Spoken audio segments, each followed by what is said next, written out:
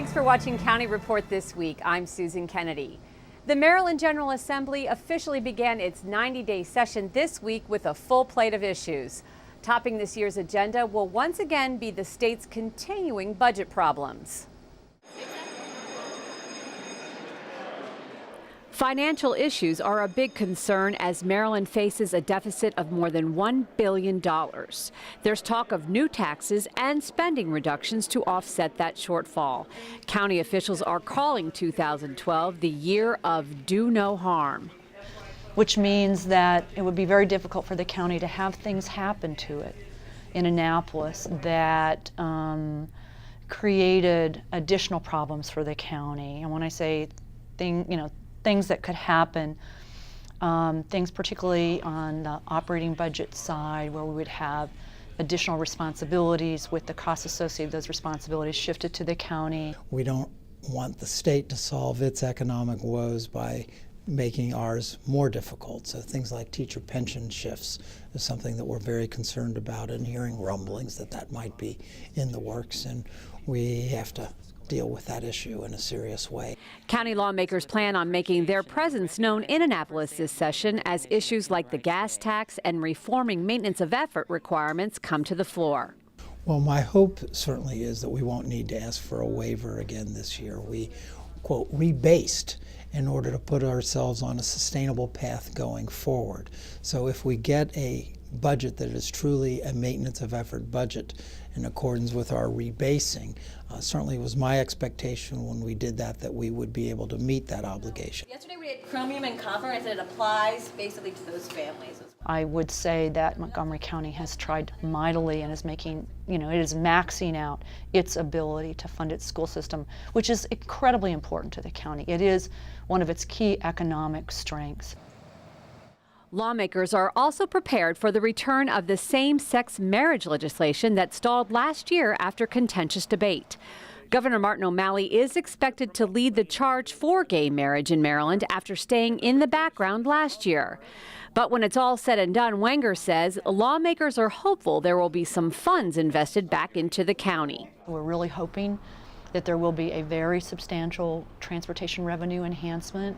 And we know that the governor is very likely to what I call upfront some of the capital money that they would spend in the out years in this year and probably next year. So it's like, again, a state stimulus program, and that would create additional investment for capital. Like a majority of states, Maryland's legislature meets only part-time, so a year's worth of lawmaking will be condensed into 3 months between now and early April. Last fall, our county faced an emergency situation when a suicide bomber took hostages at the Discovery Building in downtown Silver Spring. One Montgomery County police officer has now been recognized by Congress for his reaction to the events of that frightening day. Lorna Virgili was at the ceremony at the Public Safety Training Academy. Lorna? Susan, on that day, it took teamwork from law enforcement agencies. Now, one police officer distinguished himself and made the operation a success, and that is why he was honored here today. Officer Edward Payton, a 15-year Montgomery County Police veteran, was honored with a top award to recognize exceptional acts of bravery while in the line of duty. The Congressional Badge of Bravery on his chest represents how he risked his own life by entering the Discovery Building while the bomber held hostages. Being able to get inside, get in a position, stop the subject from making further entry into the building, which would have been a lot worse for everybody involved. So being that first inside the building, giving a little peace to the employees of Discovery. It was the first time in the United States that a suicide bomber had taken hostages. After hours of negotiations, the bomber was subdued, but it was police officers Payton's position inside that fed intel to the team outside. But that he got so close to what was going on, where he was able to give us the description, just looking at this man within the distance where if a bomb had gone off, certainly he could have been hurt or killed. And he's giving us all the intel, what the bomb looks like, what the man looks like, where he is. But Ed also is now in a position where Mr. Lee was not going to be able to get further into the building. He was off duty when the incident was taking place, but Payne heard the call and headed to the location. Officer Payton, on behalf of a proud and grateful county of nearly 1 million citizens, I want to extend my appreciation and congratulate you for your outstanding service, because you did not overly debate, you did not overly calculate, but you acted. Thank you. There were about 1,900 people inside the building that day. Everyone was saved. For County Report This Week, Lorna Virgili. Some parents in Clarksburg say they want the county to pay for a path along 355 so their children can walk safely to school. In Montgomery County, there is no bus transportation for those students who live within 1.5 miles of their school. Students who live in the Clarksburg Town Center and Clarksburg Highlands neighborhoods fall into that category and walk to school along 355. The county is studying the design of a hiker-biker trail along 355 from Brink Road to Stringtown Road, and Councilmember Craig Rice says he thinks a new path would be money well spent. You know, when we look at trying to make sure that we're putting all the things that are necessary, all the pieces together in the puzzle that makes up Clarksburg, I think this is one of those that definitely goes hand in hand with its overall mission, you know, to become a linked community. And we see that a lot of our hiker and biker trails do exactly that. They link communities together, besides providing safe pathways for people to move around. This week, County Executive Ike Leggett conducted 2 budget forums for the FY13 operating budget. The forums are an opportunity for residents to address concerns regarding programs or services that might be trimmed due to budget constraints. The executive will present his official operating budget to the County Council on March 15th. It's estimated there will be a departmental cut of 1% across the board in order to bridge a $100 million shortfall. We have solved in the last 4 years $4.2 billion of projected budgetary gaps. Let me repeat that, $4.2 billion. And it has a tremendous impact on this county's budget, on the services and programs that we've delivered. It meant, for example, that we have not provided cost of living adjustment for our employees for 3 years. It has meant furloughs and layoffs. It has meant hiring freezes. It has meant changes to our insurance programs that we offer for our employees. County residents are encouraged to participate in these budget forums. The entire proposed operating budget can be found on the county's website, montgomerycountymd.gov. Over the next few months, county officials plan on proposing policy changes geared at improving the county's affordable housing supply. Projections show over the next decade, the number of affordable units that will be needed in Montgomery County will grow as much as 50,000. Councilmember Mark Elridge told us what he thinks the county could do to increase the number of units while saving money at the same time. I think we've got to figure out some creative and maybe some different ways of cracking this nut. I'm a big proponent of preserving as much of the existable affordable housing as you can, because you can buy units today routinely, particularly in apartment buildings, for far less than you could ever build them. And so to focus on a building strategy rather than acquisition strategy, I think is a very expensive focus. I really would like to see more effort in terms of buying existing buildings and preserving them as affordable. Still ahead on County Report this week, it's a new year and a new beginning for some Montgomery County public schools. We'll tell you about it and bring you a story about a different kind of school in Rockville that's making a difference in the lives of some of this county's smallest residents.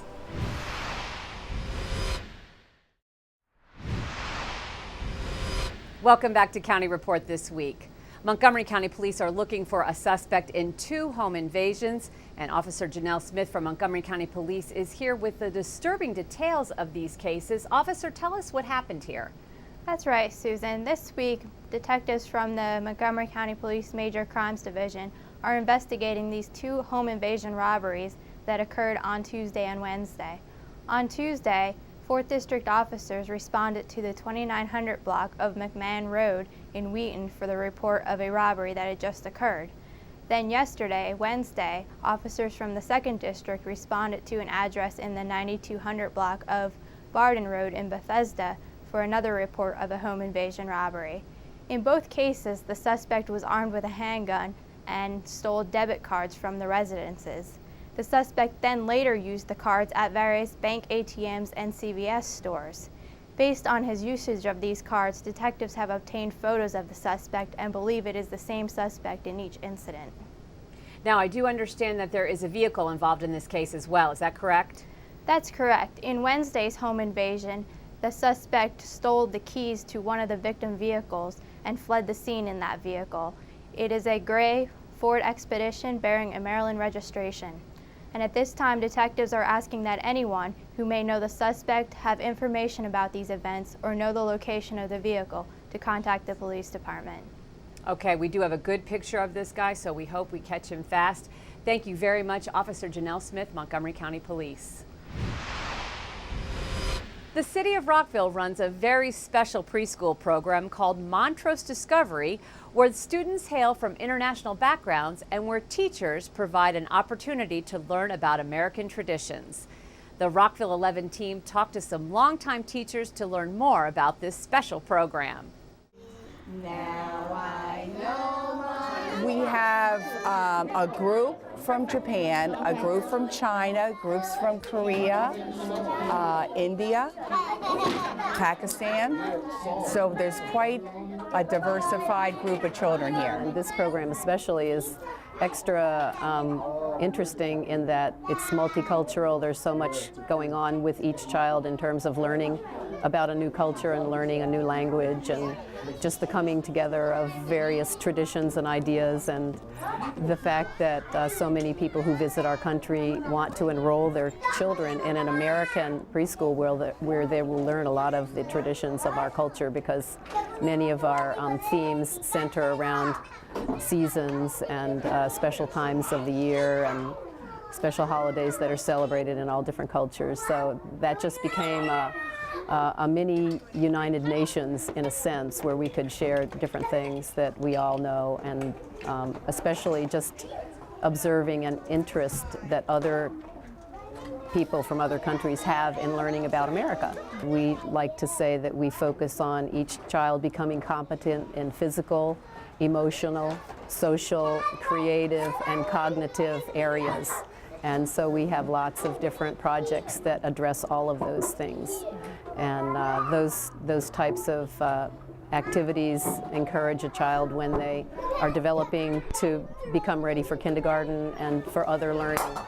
But emotional development is really important, because this is the first time children are leaving their parents and they're coming together in a group of children where at home they may have been able to have most of the things that they want whenever they want it. When they come into an environment like this, they're leaving their parents and they have to start learning how to get along with other children and to share with other children. So a lot of that's happening, along with different activities that help the child learn how to use their small muscles and to learn how to start recognizing letters and numbers, and just through play and through a creative environment that we set up for the children, we try to have them have the opportunity to do lots of different things where they can enjoy and expand their knowledge and discover. I think the name is very appropriate, because they do discover lots of new ideas that they can explore in this classroom.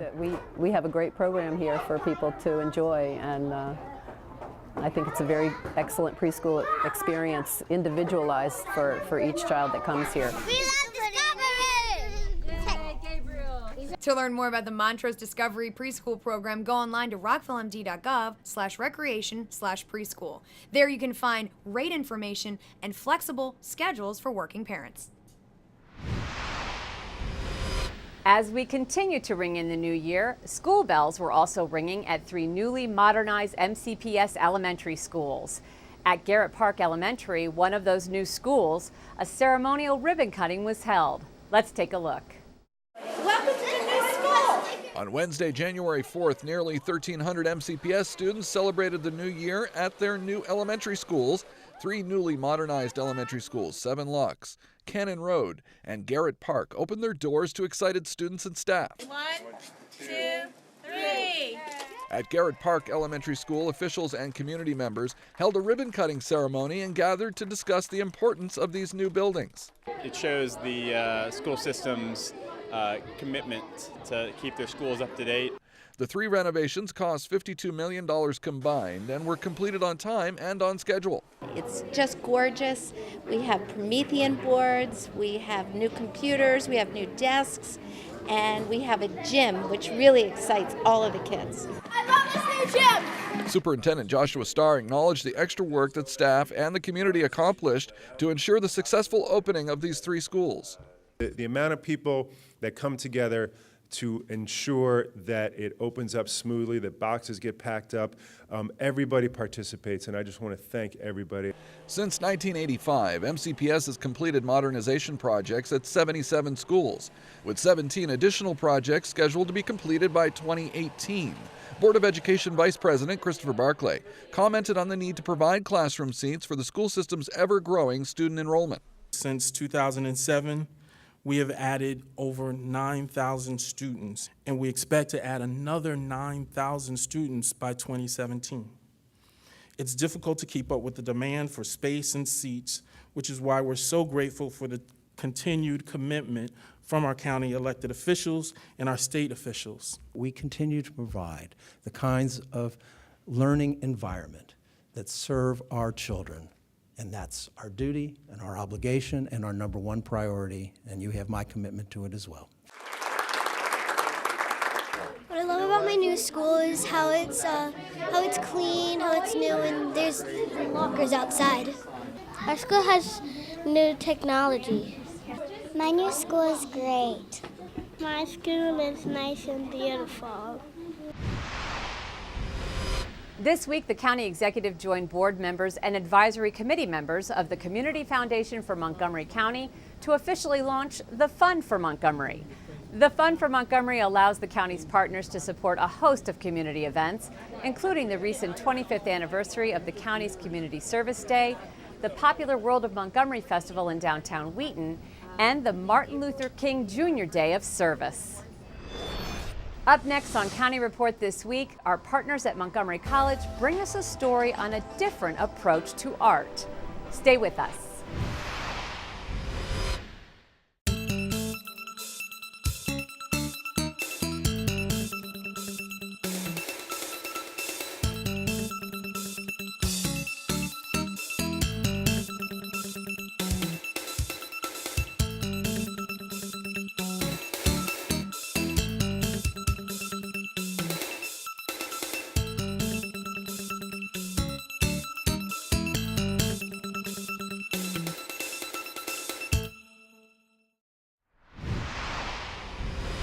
Welcome back to County Report this week. Unfortunately, all too often we hear about hate crimes and the damaging effects horrible name-calling can have. Well, Montgomery College art students decided to do something about it through a class project where derogatory words used to describe people are destroyed. Well, at the moment we're working on a project that grew out of the Smithsonian Fellowship that I'm doing this year. And the whole idea was to integrate the theme of racial identity into the projects. When I think of racial prejudice, I think of it as institutionalized bullying. And there has been so much in the news recently about these young children who have been cyber-bullied and are committing suicide because of it. You know, it just wrenches my heart. Actually, when I was growing up, words never really affected me, but I had a really good friend who was Asian, and like walking through the halls, a group of people, bullies, would always call him gook and stuff like that, and he would always like tell me like he was like really like sad about that word and like really affected him. The idea of the project was kind of like a self-empowerment thing where we basically take the worst word that's been thrown at us and kind of just, you know, get it out on paper, get it all out on paper, and then to destroy it. Put up the N-word because I learned about that in 8th grade in civil rights class, and I know how the history behind it, and I feel that word is by far the strongest of disrespectful words. They're going to take a copy of their word, unless they want to destroy their own word, they can do that too. But I want them to take a match to it and watch it burn and then put it into the little fire pit that I'm going to have there. It's never a good thing to put other people down, and seeing that their reactions to those words, it's hurtful to watch, and people don't realize how much they hurt other people by the things that they say. You are always reminded of those bad things that happen, like those bad words, they do stick with you. I mean, you will remember every time something like that has happened to you. Just a little word can harm someone a lot. So just to choose my words carefully when I'm talking to somebody, because even if I didn't mean it seriously or as a joke, it can still hurt that person a lot. The people of African nations make up a large percentage of Montgomery County residents, and Nigerians are an active community in every Montgomery County neighborhood. As local fuel prices are expected to reach $4 a gallon by this summer, our Nigerian neighbors have seen the price of gas double at home. This cost increase has resulted in uprisings, strikes, and deaths in this oil-exporting nation. The Nigerian people have now launched Occupy Nigeria, which is active in Nigeria and in Montgomery County. Obi Wobe tells us more.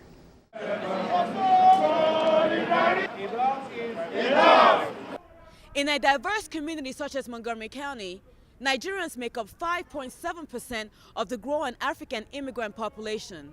And today, Nigerians in the Washington, D.C. area in front of the World Bank protesting the government's decision to remove fuel subsidy despite the people's opposition. I'm out here today to support a cause for my family, my friends, everyone back home. I feel right now what's going on with Nigeria. People are dying. We have so many crises outside of the fuel issue. The sudden end of the fuel subsidy program in Nigeria means an increase in other daily necessities from food to transportation. The World Bank and the International Monetary Fund were very instrumental in convincing our governments to make an already poor country even poorer by hiking the gas prices up double overnight. Nigeria produces more than 2.5 million barrels of oil a day and remains the top crude supplier to the U.S.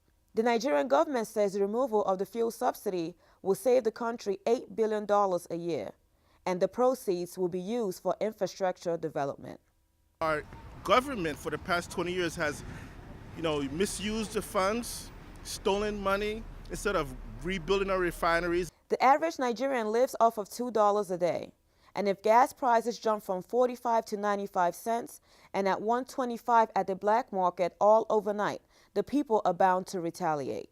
So yes, it affects me. I send money home, once in a while. So I aid the economy of Nigeria as well. Nigerians protesting in front of the World Bank today said the fuel subsidy removal is a catalyst to speak up against everything wrong in Nigeria, from lack of good government to lack of electricity. But the Nigerian government says, give us time, let us make things right. For Counter Report this week, this is Obi Wobe. Still to come, climb aboard as we take you on a tour of the National Capitol Trolley Museum. And Kathy Stanhope will be here with a furry friend looking for a new home. We'll be right back.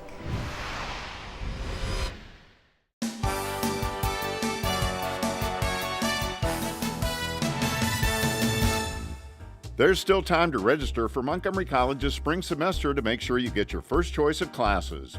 Choose courses from more than 130 majors and programs offered at our campus locations and online. Register today online or at any of our 3 campuses. All new MC students should definitely register for one of the new student orientation sessions scheduled on all 3 campuses. Designed to help your transition to college, they include workshops, activities, and opportunities to help you connect to the MC community.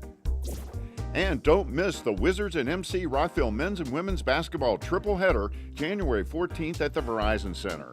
The MC teams will take on PG Community College, and then the Wizards battle the 76ers. Special ticket prices available to catch all 3 games. For more information about the endless possibilities at your community college, visit our website. Welcome back to County Report. In our Pet of the Week segment this week, Kathy Stanhope has a dog named Peyton who might just be the perfect companion for you. Hi, this is Kathy Stanhope with your Pet of the Week at the Montgomery County Humane Society, and I am here with Peyton. She is a friendly, always happy dog. She's a Pit Bull Labrador Retriever mix, and she was found as a stray in West Virginia. And somehow she found her way here, and she is looking for a home. She's just, as I said, about 9 months old, and she likes everybody. She's very, very friendly. She's affectionate. She's never depressed. She's a really happy girl. She likes other dogs. She likes cats, and everybody is her best friend. She's a nice, strong girl. She's a very pretty girl. She walks well on a leash. You really want to come down to the Montgomery County Humane Society and meet Peyton. She definitely wants to go home with you. Give us a call at 240-773-5967 or visit us on the web at mchumane.org. The National Capital Trolley Museum is headquartered right here in Montgomery County. The museum preserves and interprets the history of Washington's electric street railways. There are weekly tours at the museum, and our Mike Springer took part in one, and he takes us on a ride. So this is our new barn. I'm Eric Ledbetter, Director of Marketing at the National Capital Trolley Museum. We're the Washington area's streetcar and transportation museum. When you come to see us, you can see our historic collection of over 20 streetcars from all over the world. You can take a ride on a real streetcar on our 1-mile demonstration railway, and you can see all the exhibits in our brand new visitor center. How does the trolley work? Well, it runs on electricity. If you look up here, there's a copper wire that runs over the center of the track. That is charged with 600 volts of direct current electricity. The electricity flows down into the car and through insulated wires, and it comes down to the wheels over here. The electricity turns the motor, and then the current, without any voltage left on it, goes down into the rails and back, and that completes the circuit.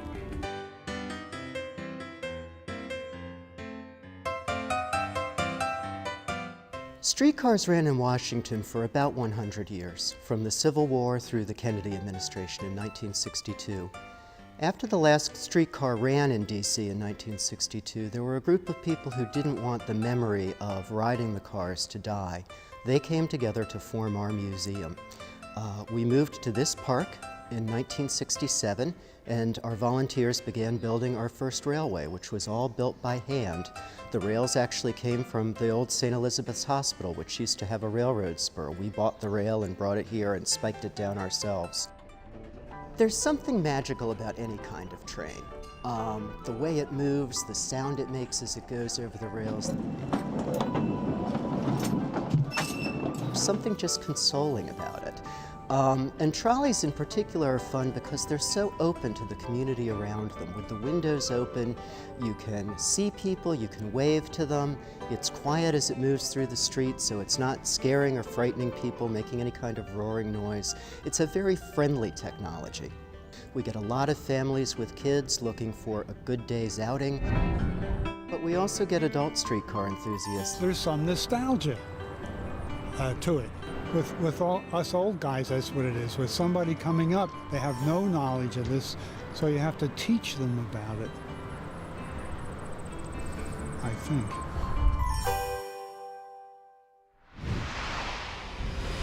Well, that does it for this edition of County Report This Week. We leave you with a list of the dates of those upcoming budget forums being held all around the county. The county executive will be at these forums to answer your questions about upcoming budget issues. I'm Susan Kennedy. Thanks for watching.